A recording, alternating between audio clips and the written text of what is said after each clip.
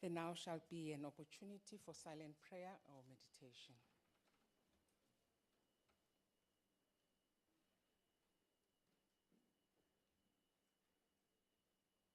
Thank you. You may be seated. Amen.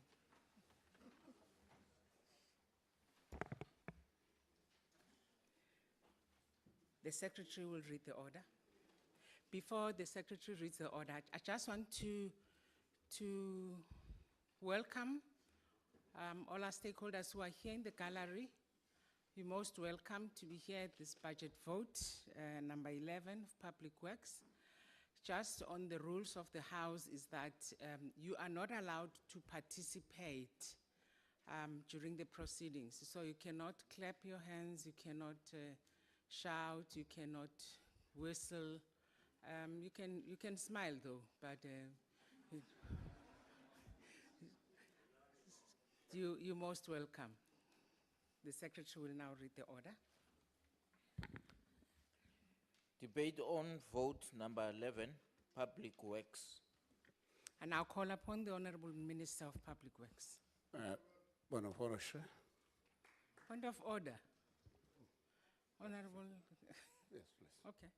May I address you on something special? Yes, sir. Thank you very much for the opportunity. I just wanted to say you look gorgeous this afternoon.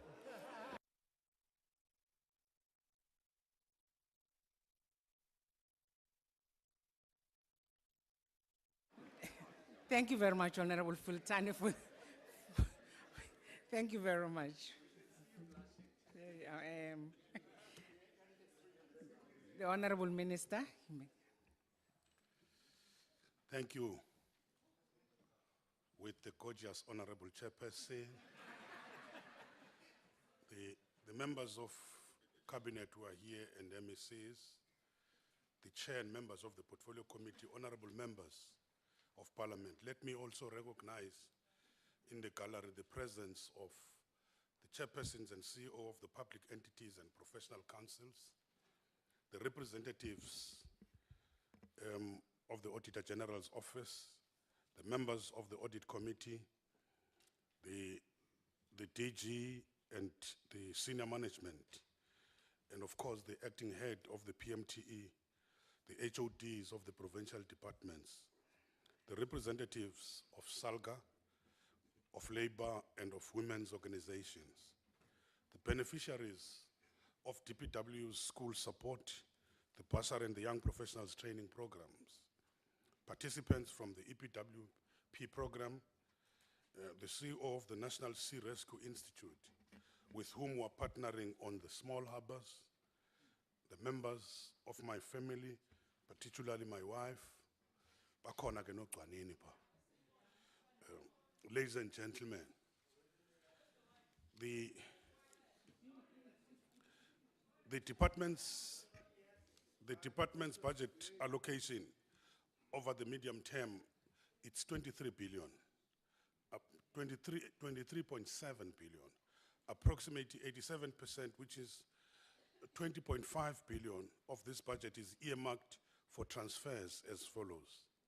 7.1 billion for EPWP incentives for the creation of the job opportunities and income support. Deputy Minister Honorable Cronin will speak on this matter. 700 million will be transferred to the departmental entities, the CIDB, CBE, and Agrima South Africa.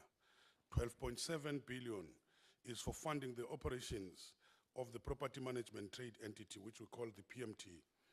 The actual PMT budget over the MTF, it's 63 billion, the balance by way of cost recoveries from the user departments. The remaining 3.2 billion from the main vote is for the department's own operations and priorities. On the audit outcomes and performance, the main vote has achieved the unqualified audit outcomes for the past 3 years. The PMT, however, received an adverse opinion in 2016-17 with respect to the value of the PMT assets. We have substantially assigned the correct values, but for an error in assigning the values to the individual buildings in a specific facility, resulting in the exceptional material error, hence the adverse opinion by the Auditor General. This error was agreed with the AG and has been remedied for the forthcoming 2017-18 audit. If we look at the department's impact scores, the government's management performance assessment tool for benchmarking good management performance and compliance, the scores have increased from 38% at the inception in 2012-13 to 66% last year. Our target is for 90% and 100% compliance by the end of the administration. On the political environment, the budget vote debate takes place against the backdrop of the new political leadership, which is committed to, amongst others, rooting out corruption and state capture, professionalizing the organs of government to strengthen service delivery, generating investment and job creation, and driving real economic transformation in the interest of all of our people, addressing the land question, unemployment, poverty, and inequality. I want to assure this House that the Department of Public Works and the Property Management Trade Entity, these are also our priorities. We are taking action on all these fronts. On the turnaround plan, in 2012, you remember I announced that the turnaround strategy would be based on 2 pillars: zero tolerance of fraud and corruption, and improving the way we do business.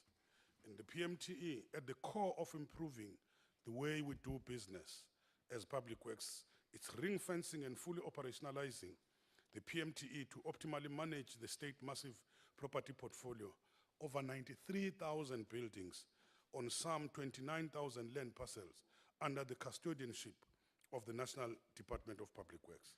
The earlier work we did to verify and complete the immovable asset register provides the foundation and the database upon which the business of the PMTE rests. In 2016-17 fiscal year, the deemed cost of the immovable asset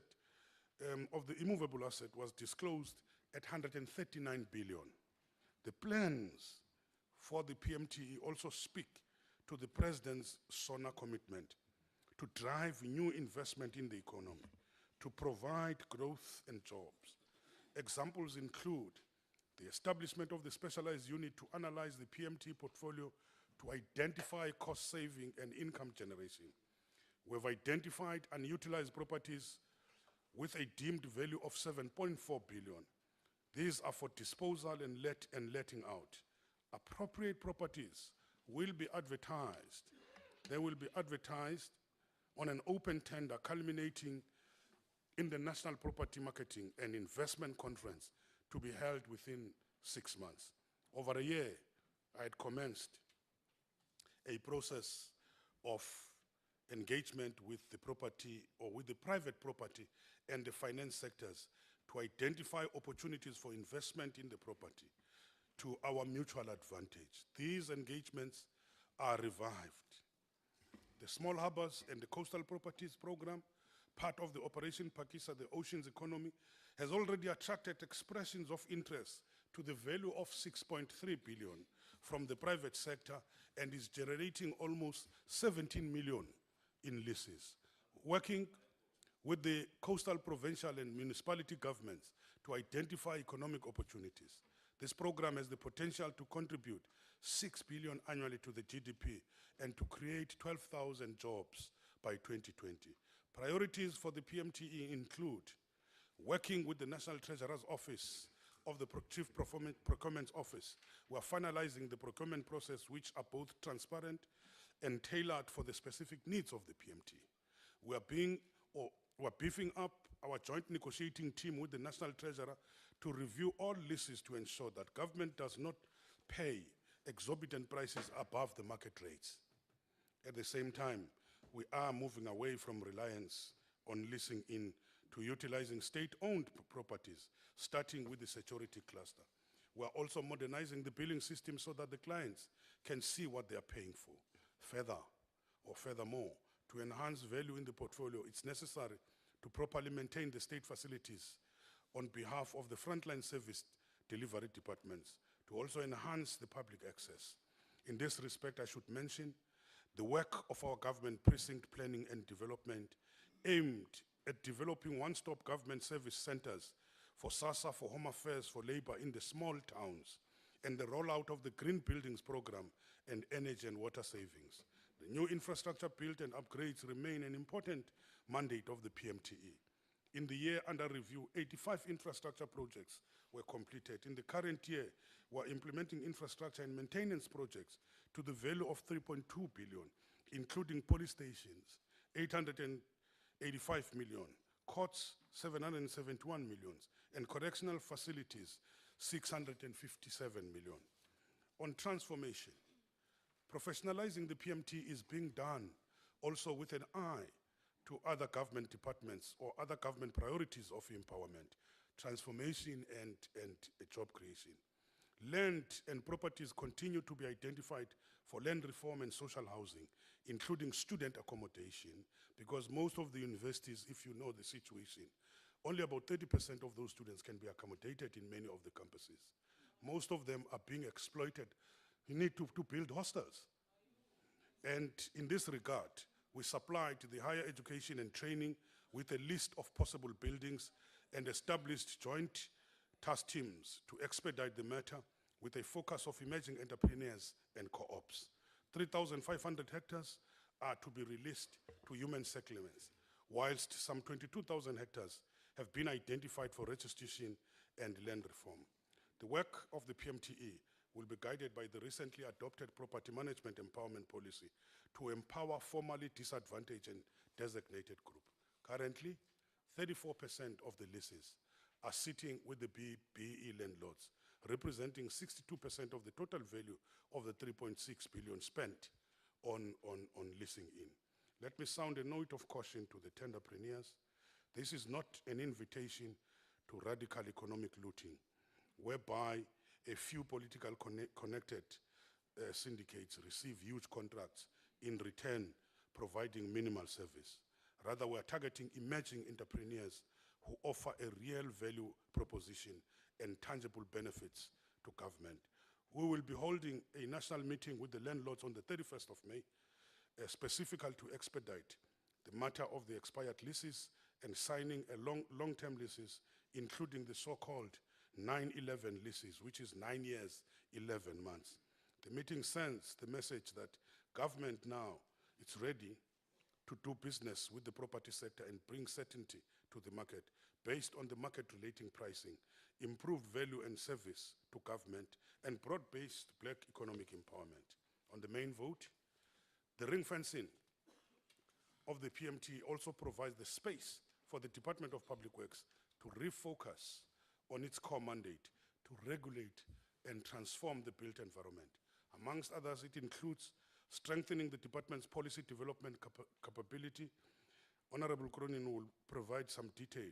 Suffice to say, the department is clear about its task for this year, to review the existing public works white papers in order to refresh and clarify the mandates, the roles and responsibilities of the department and the entities. In strengthening its intergovernmental coordination, the department is working with provinces to clarify aspects of concurrent functions which need to be monitored and coordinated.